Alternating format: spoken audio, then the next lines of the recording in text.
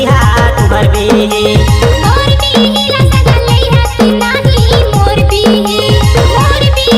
सगा 20 रुपया किलो मोर बिही तुहर बिही सगा तुहर बिही सगा तुहर बिही मोर बिही सगा मोर बिही तुहर बिही ला सगा दैहा कि नाही तुहर बिही ला सगा कैसे किलो दैहा तुहर बिही। आप सुन रहे हैं टी कबाड़ियों का मिक्स किया हुआ गाना।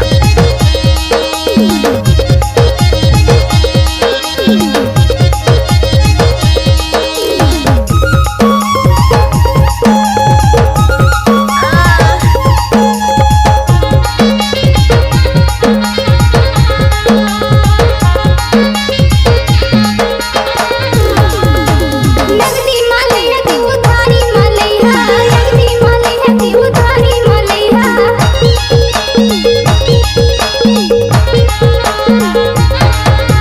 नगदी मा दैहा की उधारी मा दैहा नगदी मा दैहा की उधारी मा दैहा औ के रुपया किलो हवे ओहुला बातैहा सगा ओहुला सुनैहा तुहर बिला सगा दैहा कि नाही तुहर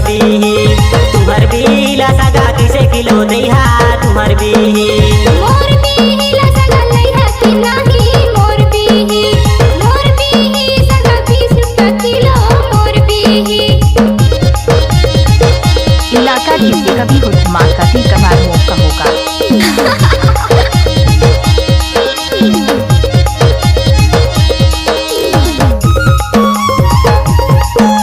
अंग्रेजी चोला साउंड।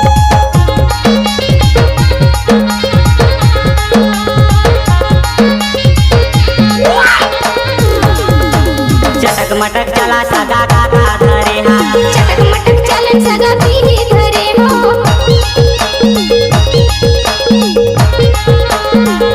चटक मटक चला सगा काका धरे हा चटक मटक चलन सगा बिही धरे हो चटक मटक चला सगा काका धरे हा सगा ए बिही वाली तुहर बिला सगा दैहा कि नाही तुहर बिला सगा कैसे किलो दैहा तुहर बिही मोर बिही ला सगा लइहा कि नाही मोर बिही सगा 20 रुपया किलो मोर बिही रे ऑर्केस्ट्रा बजा।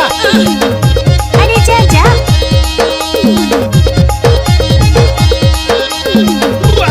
Phone number 62 66 87 47 58। अरे ये सब क्या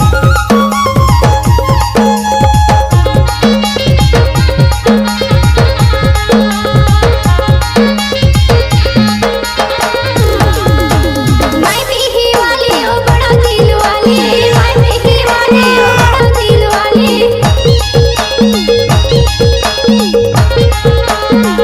तुरी बिही वाली मोर बंजा घर वाली तुरी बिही वाली मोर बंजा घर वाली तुरी बिही वाली मोर बंजा घर वाली सगा ए बिही वाली तुहर बिला सगा दैहा कि नाही तुहर बिला सगा कैसे किलो दैहा तुहर बिही मोर बिही ला सगा लइहा कि नाही मोर बिही